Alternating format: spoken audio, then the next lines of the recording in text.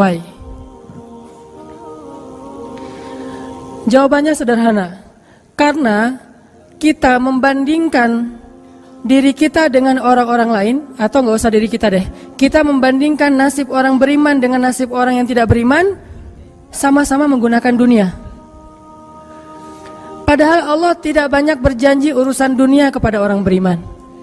Kalau mau ngebandingin, bandingkanlah orang beriman itu dengan akhirat dan orang yang tidak beriman dengan dunia. Dia dapat apa di dunia, kita dapat apa di akhirat, itu baru imbang perbandingannya.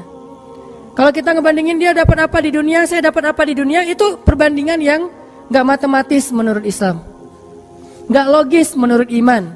Baru logis kalau kita ngebandingin, dia orang misalnya riba, terus dia bisa beli aset sekian, saya gak riba, dapat apa nanti di akhirat, itu baru logis tuh menurut iman. Cuman kalau kita hitung-hitungan, dia kok mengawali usahanya dengan cara riba, saya dengan cara yang lebih syar'i, kok dia dapat sekian aset saya enggak, ini secara hitung-hitungannya aja pertanyaannya udah salah sehingga tidak ada jawaban. Jadi kalau pertanyaannya udah salah, tidak ada jawaban. Makanya yang harus diperjelas dulu pertanyaannya, baru nanti ketemu jawabannya. Saya mau sharing sebuah kisah nih tentang dua orang laki-laki Bani Israel. Satu ahli surga, satu ahli neraka. Yang satu mukmin, yang satu kafir. Yang kedua laki-laki ini juga sempat dikisahkan oleh Allah di dalam surat Al-Kahfi. Nanti teman-teman yang rajin baca Al-Kahfi pada hari Jumat bisa cek tuh. Salah satu kisah di surat Al-Kahfi itu kisah dua laki-laki Bani Israel, yang satu kaya, yang satu miskin, yang satu kafir, yang satu mukmin. Ceritanya dua orang laki-laki Bani Israel ini sama-sama Allah karuniai rezeki sebanyak 4.000 dinar. Sekarang 1 dinar itu kurang lebih sekitar 2,5 juta. Jadi ada 4.000 di dinar. Lalu laki-laki kaya, laki-laki kafir, laki-laki yang tidak beriman, membeli sebuah rumah yang sangat bagus di puncak bukit dengan view yang luar biasa, dengan harga 1.000 dinar. Sehingga kemudian dia datang kepada temannya yang mukmin, dia bilang, yuk ke rumah saya tunjukin rumah baru saya. Datang nih ke rumah baru laki-laki yang tidak beriman. Pas ngelihat dari gerbangnya luar biasa, tamannya luas, ada rusanya, ada kijangnya, ada marmutnya, ada segala macamnya, ada onta, ada kuda, lengkap aja tuh. Ini rumah atau kebun binatang ya? Pokoknya rumahnya keren aja. Terus laki-laki beriman nanya, ini rumah baru? Ya, berapa kamu belinya? 1.000 dinar. Bagus kan? Bagus. Ya udah kamu beli atau 1.000 dinar. Ini rumah kayak gini banyak nih masih dijual. Akhirnya laki-laki mukmin ini pulang. Malam harinya dia sholat, kemudian dia berdoa, ya Allah, sahabat saya sudah membeli sebuah rumah yang besar, rumah yang bagus dengan harga 1.000 dinar. Maka besok saya ingin membeli itu di surga dengan cara bersedekah 1.000 dinar. Maka berikanlah untuk saya rumah yang lebih bagus di surgamu ya Allah. Dia sedekah 1.000 dinar. Lalu besoknya ketemu sama temannya yang tidak beriman, nanya, udah beli rumah? Udah. Di mana? Nggak dekat dengan rumah saya, jauh kata dia. Di mana itu? Di surga.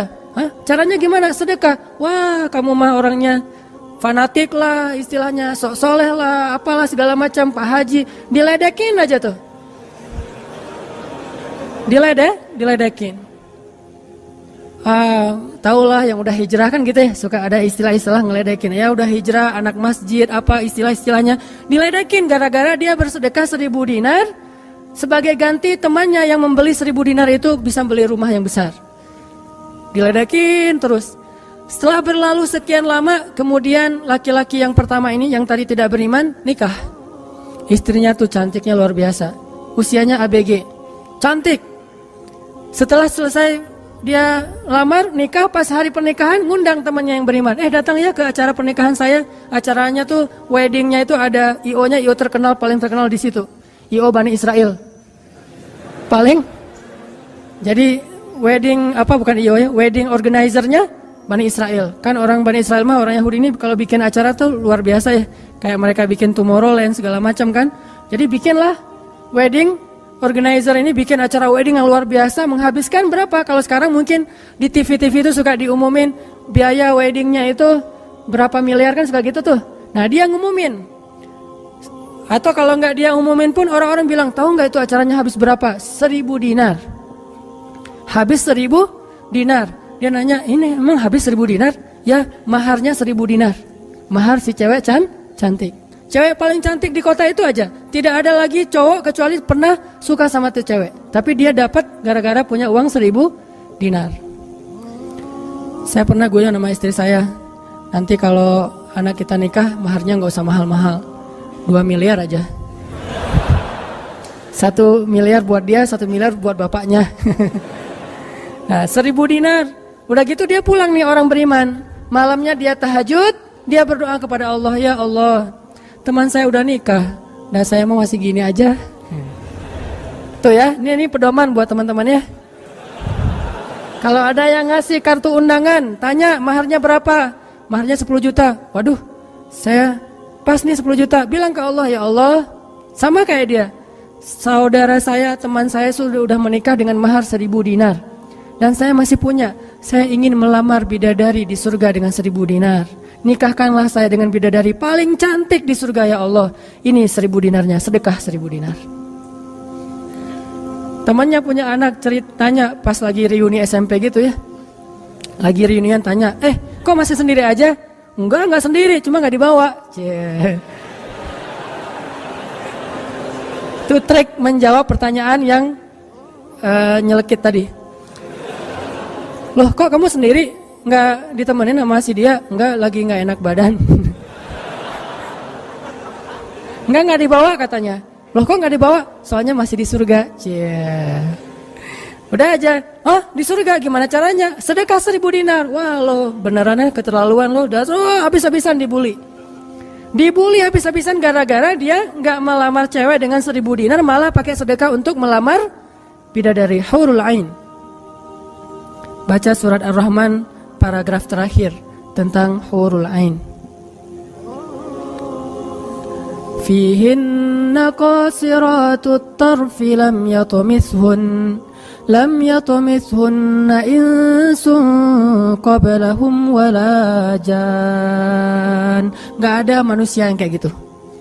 Qasiratut tarf, cewek yang matanya besar tapi sayu. Matanya besar tapi sayu. Kalau mata saya kecil, matanya besar tuh. Orang sekarang kan banyak pengen mata besar, sampai diedit dulu di berapa tuh? Aplikasi teh. Itu. Di Fotoras lah, apalah diedit supaya matanya disobek dikit bagian ininya jadi besar gitu ya.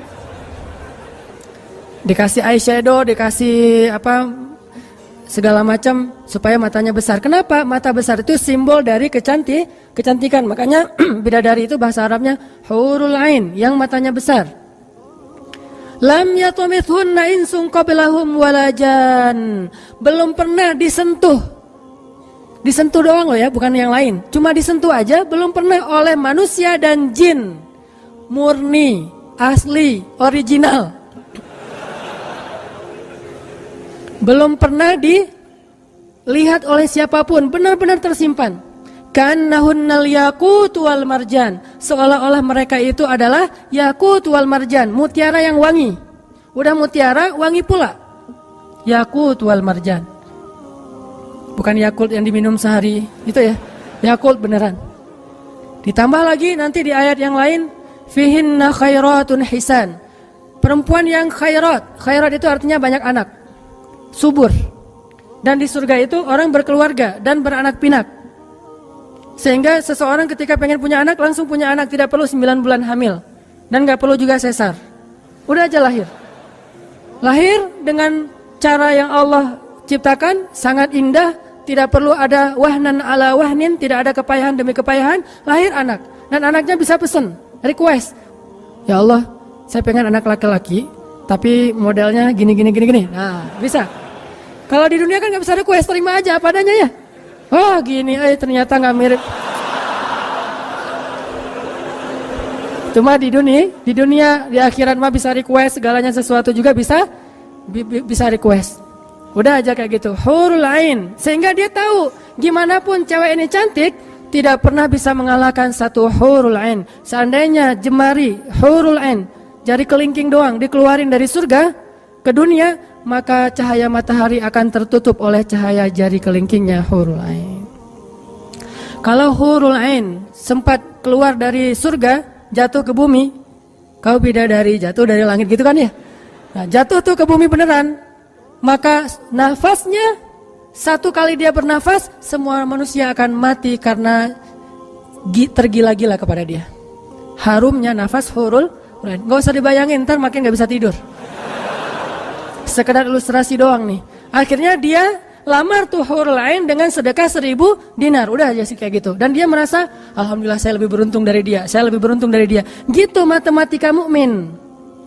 Baru setelah beberapa tahun, teman yang pertama tadi yang tidak beriman beli kebun yang sangat luas. Lalu ngajak lagi teman yang beriman, yuk ke kebun saya. Kamu udah punya kebun? Udah, datang aja.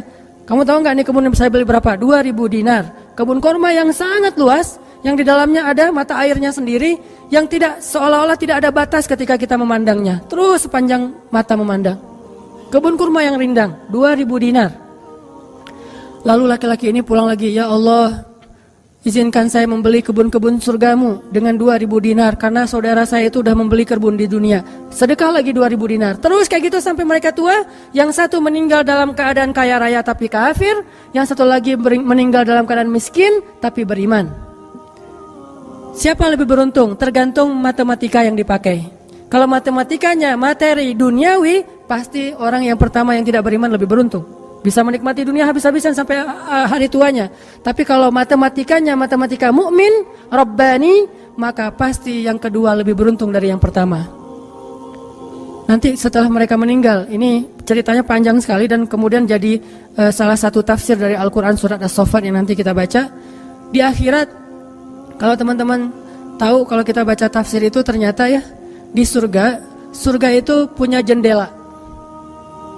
Kayak rumah punya jendela. Cuman saya nggak tahu seperti apa bentuk jendelanya, karena surga itu kata Nabi, ma la ainun ra'at wa la udhunun sami'at. Yang nggak pernah dilihat oleh mata, yang nggak pernah didengar oleh telinga, yang nggak pernah dibayangkan oleh imajinasi manusia. Yang jelas ada jendela tuh di surga. Nah, jendela ini apa? Jendela ini dipakai untuk mengintip ke neraka.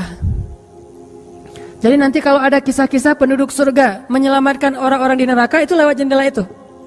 Kalau ada cerita penduduk surga dan penduduk neraka berdialog, itu lewat jendela itu. Bukan keluar dulu, sama-sama keluar terus ada ruangan khusus dialog gitu, enggak. Atau pakai misalnya Skype gitu ya, nelpon neraka pakai Skype. Tling, lagi disiksa, aduh ada yang nelpon, bentar dulu. Kan enggak ada yang gitu ya. Ini mah pakai jendela, jadi jangan pakai imajinasi teknologi yang sekarang. Nggak ada Skype, nggak ada WhatsApp call, video call gitu. Nggak ada line, yang ada lewat jendela. Begitu dia ngelihat ke jendela, dia langsung Allah berikan dimensi melihat neraka. Langsung Allah kasih ruang untuk bisa melihat neraka. Di neraka itu dia akan bertanya kepada malaikat neraka, ngasih kayak kertas gitu. Tolong cariin yang namanya ini. Cariin. Oh ya, ini masa nggak kenal kayaknya di surga. Emang siapa? Hanan Ataki. Penduduk malaikat neraka mah nggak kenal. Amin. Aminin atuh. Mudah-mudahan semua kita tidak dikenal di neraka. Dikenal di surga insya Allah. Kalau ini mah nggak boleh heureuy. Ini serius nih mah. Udah aja ngasih nama gitu ya ke malaikat penjaga neraka. Kenal nama ini nggak? Oh ntar dulu nanya ke yang lain. Kenal nama ini nggak? Wah ada tuh yang di pojok sana tuh lagi dihabis-habisin sama malaikat. Udah malaikat yang itu bawain sini gitu. Pas dibawain ternyata itu adalah laki-laki tadi yang di dunia saling bersaing dalam memperkaya diri. Satu memperkaya diri di dunia ya, satu lagi memperkaya diri di akhirat. Bro, gimana nasib lo sekarang? Waduh, saya sekarang disiksa segala macam, dia ngaku kesalahannya. Lah kamu gimana? Dulu kamu katanya beli rumah di surga, terus nikah di surga, terus beli kebun di surga, udah dapat.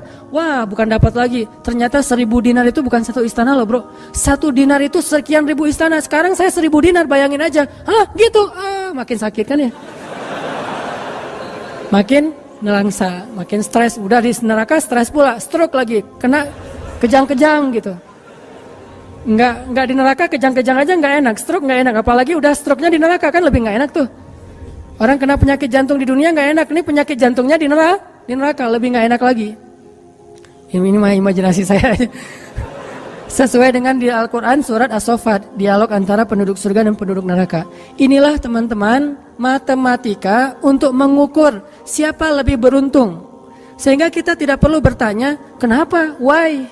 Saya udah hijrah kok makin susah hidup saya. Dunia itu, akhirat enggak. Kalau kita mengukur amal kita hanya dengan dunia, kita bakal sering kecewa karena Allah tidak menilai dunia ini bahkan lebih ringan daripada 11 sayap nyamuk. Seandainya kata Nabi dunia ini di mata Allah ada harganya, pasti Allah gak mau ngasih dunia kepada orang yang tidak beriman, gak mau. Berhubung dunia ini tidak ada nilainya, Allah kasihlah kepada orang yang tidak beriman. Sedangkan yang bernilai, Allah simpan untuk orang yang beriman dan sabar.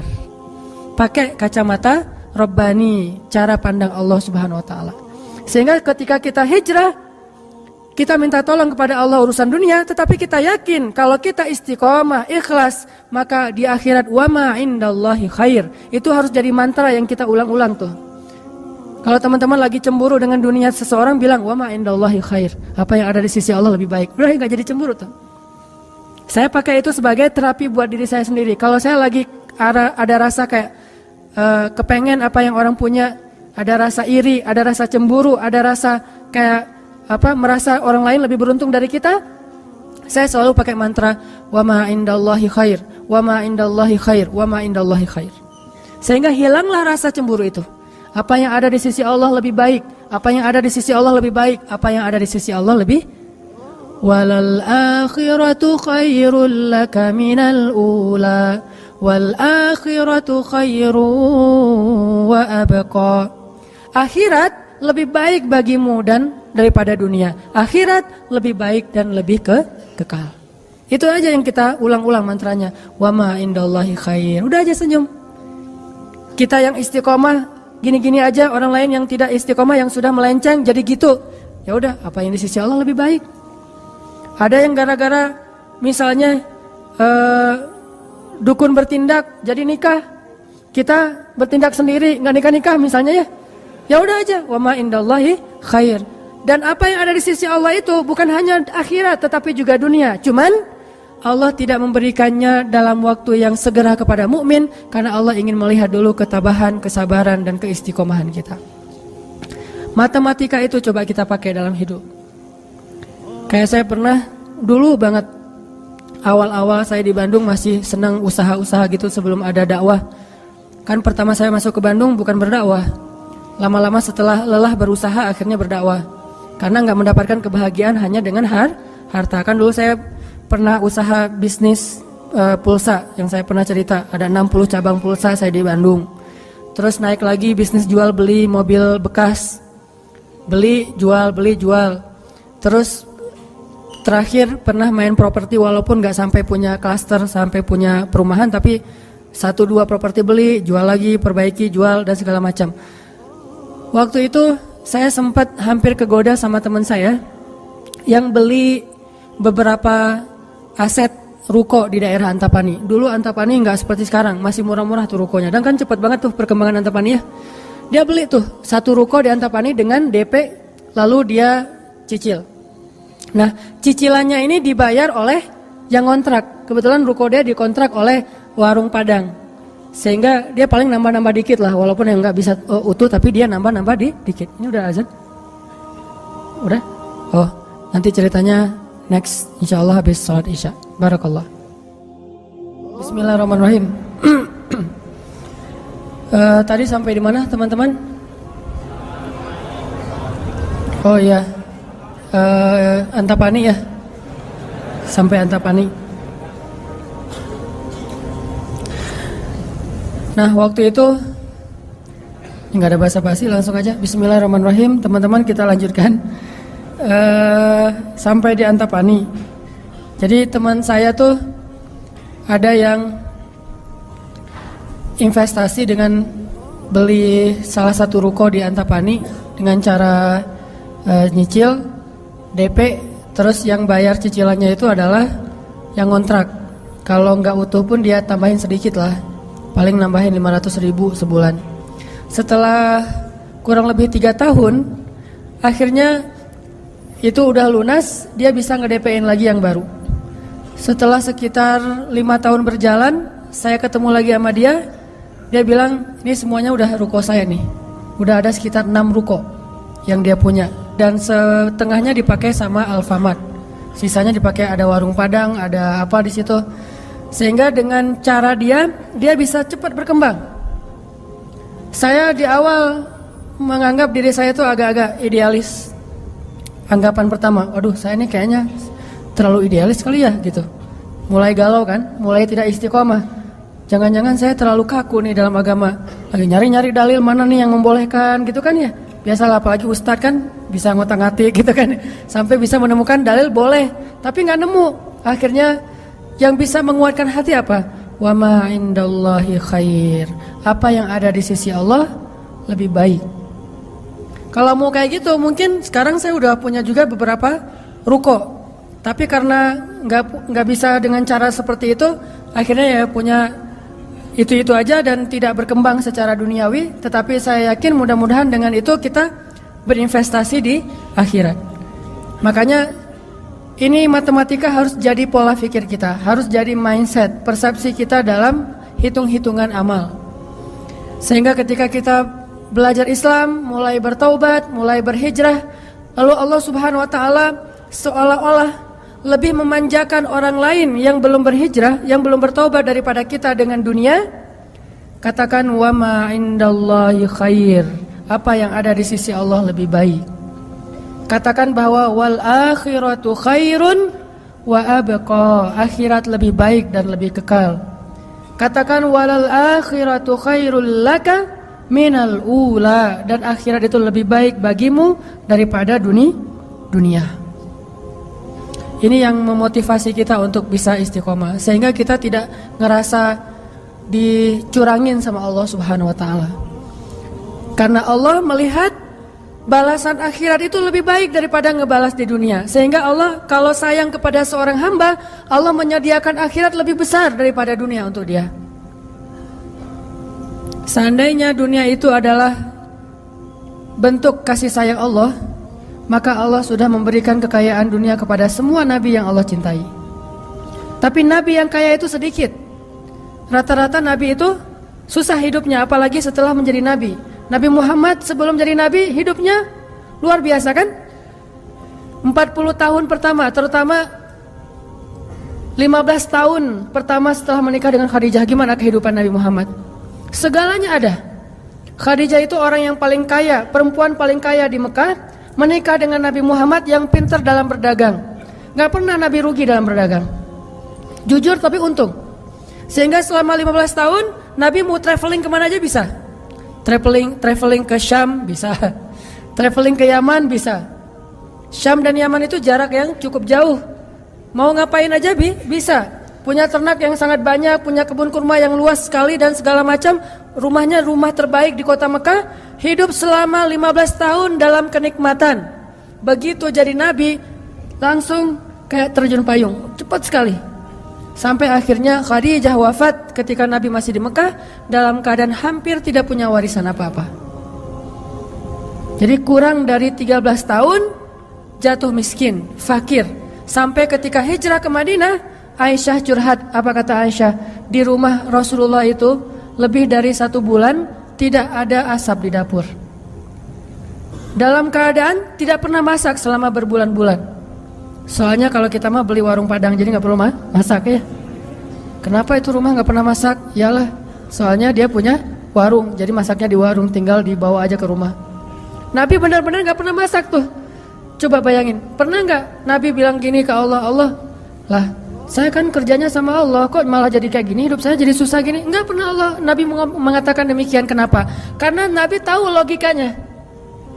Nabi benar dalam menggunakan logika hitung-hitungannya. Nabi tahu matematikanya, sehingga Nabi nggak pernah mengeluh ke Allah, kok saya sejak jadi Nabi jadi susah Allah. Katanya saya kekasih Allah, kok saya diperlakukan kayak gini? Nggak pernah Nabi ngomong kayak gitu.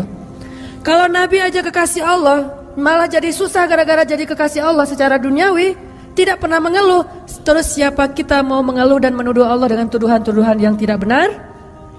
Apakah kita merasa bahwa setelah kita berhijrah Allah harus memberikan kepada kita dunia yang di mata Allah tidak ada nilainya? Berarti kita meminta kepada Allah sesuatu yang tidak baik dan membuang sesuatu yang baik. Itulah yang dulu pernah dinasihatkan oleh Musa kepada Bani Israel di dalam surat Al-Baqarah. Coba teman-teman lihat di surat Al-Baqarah itu ayat 61.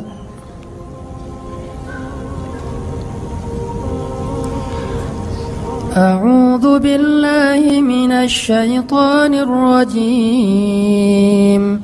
Wa idh qultum ya Musa lan nasbir ala ta'amin wahid fad'u lana rabbaka yukhrij lana mimma tunbitul ardh مما تنبت الأرض من بقلها وقثائها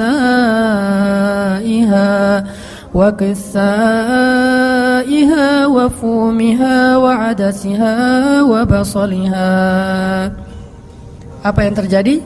Ketika orang-orang Bani Israel hijrah ke Palestina, lalu mereka mengeluh di Palestina karena setelah mereka hijrah hidup mereka tidak menjadi lebih baik secara duniawi. Perasaan kata Bani Israel, sama aja deh. Sejak kita hijrah, sejak kita masuk agama Yahudi, sejak engkau datang Musa, sawaun alaina, nasib kami sama aja nih. Sebelum kamu datang dan setelah kamu datang, nasib kami tetap aja susah wahai Musa. Ini logika Bani Israel. Makanya banyak Bani Israel itu yang kufur kepada Allah karena pakai logika ini. Logika 2 tambah 2 4. Itu logika Bani Israel. Kalau dalam urusan agama, beda kalau dalam urusan matematika. Jangan bilang, "Dek, 2 tambah 2 berapa?" 4. Bani Israel. Jangan. Itu mah matematika. Kalau dalam urusan agama itu logika Bani Israel. Mereka selalu menghitung-hitung itu dengan logika matematika duniawi. 2 tambah 2 4. Sehingga mereka selalu mengeluh, "Ya Musa, sama saja nasib kami engkau datang dan engkau tidak datang dulu. Sama-sama susah. Terus apa baiknya dengan kedatangan wahai Musa?" Mereka menghitung kebaikan itu hanya dari sisi materi saja. Padahal kedatangan Musa telah mengeluarkan mereka dari perbudakan kalau mau dihitung lebih jujur di urusan dunia. Kedua, dengan kedatangan Musa, mereka akhirnya diselamatkan dari kejahatan dan kekejaman Firaun yang membunuh anak laki-laki mereka dan memperbudak anak perempuan. Apakah mereka lupa? Afala ta'qilun ya Bani Israel? Tidakkah kalian berpikir wahai Bani Israel? Ditambah lagi dengan janji Allah untuk Bani Israel. Allah bukakan langit dan bumi untuk Bani Israel. Bayangin Bani Israel lagi hijrah nih dari Mesir ke Palestina. Di tengah jalan haus. Musa haus ngadu. Hashtag semuanya viral. Haus Bani Israel. Hashtagnya haus. Akhirnya Nabi Musa berdoa kepada Allah, "Ya Allah, beri mereka air." Keluarlah mata air satu untuk Bani Israel yang ada 12 suku. Berapa? 12 gitu? Lupa Ya gitu deh. Oh ini nih. Ya 12. Ithnata asyara aina. 12 suku. Pakai satu mata air. Udah gitu karena Bani Israel ini orangnya gak bisa teratur hidupnya. Suka gak bisa ngantri, gak bisa teratur, gak sabaran. Pokoknya tamak aja. Begitu keluar satu mata air, mereka ada 12 suku berantem. Ini gua duluan nih. Siapa lo? Rame aja antara Bani Israel. Cuma bahasanya saya gak ngerti Ibrani. Bukan siapa lo. Udah aja gitu, rame sesama Bani Israel. Akhirnya mereka ngeluh lagi, "Musa, masa sih satu mata air? Nih rebutan nih, daripada kita nanti rame, daripada putus silaturahim, doain dong minta 12 mata air." Nabi Musa berdoa lagi. Akhirnya keluar 12 mata air. Dimanja banget sama Allah. Udah keluar 12 mata air, mereka minum. Jalan lagi, "Musa, dari kemarin kita makannya perasaan roti wae. Gak ada daging gitu Musa?" Nanya daging. Ini kayaknya nih buffetnya gak internasional nih, Asian food gitu, nasi gitu ya. Saya pengen sekali-kali dong Musa cari yang buffet yang international food gitu. Akhirnya Allah kasih menawassal, kasih burung datang sendiri untuk disembelih. Datang tuh burung terbang depan Bani Israel, nunduk langsung gini. Enggak. Coba, burung Bani Israel. Coba ada nggak burung kayak gitu sekarang? Bebek gitu ya. Pak, hari ini kita masak bebek. Oh boleh. Bebek, datang sih bebek teh. Yam, yaitu ayam datang. Nggak ada kan sekarang kan ya? Allah tundukkan burung yang liar kepada Bani Israel, datang untuk disembelih langsung dibakar, terus makan. Kemudian keluar lagi makanan-makanan luar biasa, datang dari langit seperti datang kepada Maryam alaihissalam. Masih ngeluh juga. Terus jalan lagi, Musa haredang cenah. Panas, datang awan menaungi Bani Israel. Mana ada manusia, bangsa di muka bumi ini selain para nabi yang dinaungi awan sepanjang perjalanan coba, kecuali Bani Israel dan orang-orang modern yang pakai kendaraan udah tertutup ya. Kalau dulu mah Bani Israel kemana mereka pergi awan ngikutin. Wan, sana ya kata awan saya. Bukan si Iwan, awan. Udah aja jalan. Bani Israel mana? Kadang-kadang suka iseng, nih lihat ya awannya nih ikutin kita nggak ya? Lari ya, lari, awannya ikut lari. Namanya Bani Israel iseng. Tapi Allah masih diakal-akalin sama mereka kan? Yang pernah saya cerita, disuruh bayar zakat, mereka katakan kami mah zakat 2,5% mah itu orang pelit lah. Kalau zakat mah nggak usah tanggung-tanggung 2,5%, 10% kan Islam 2,5%, Nasrani 10%, Bani Israel 100%. Hah? Sampai Musa aja kaget 100%. Benar gitu syariatnya 100%. Wah Musa 100% ya. Kami berani memberikan zakat 100%. Caranya gimana? Dikumpulin semua gandumnya, dilempar ke langit, terus dia bilang ya Allah ambil sesukamu, yang jatuh ke bumi itulah hak saya. Itulah Bani, saya lempar semuanya, gandum, roti, segala macam, korma dilempar ke langit. Ya Allah ambil sesukamu ya Allah. Yang jatuh ke bumi berarti engkau ridho untuk saya. Mana ada yang nyangkut di tengah antara langit dan bumi kan? Pasti semuanya jatuh ke bumi. Oh berarti Allah nggak memerlukan itu, ya udah untuk kita aja. Yang penting kan kita udah niat nih 100%, tapi Allah nggak mau nerima, ya udah. Itu akal-akalan Bani Israel.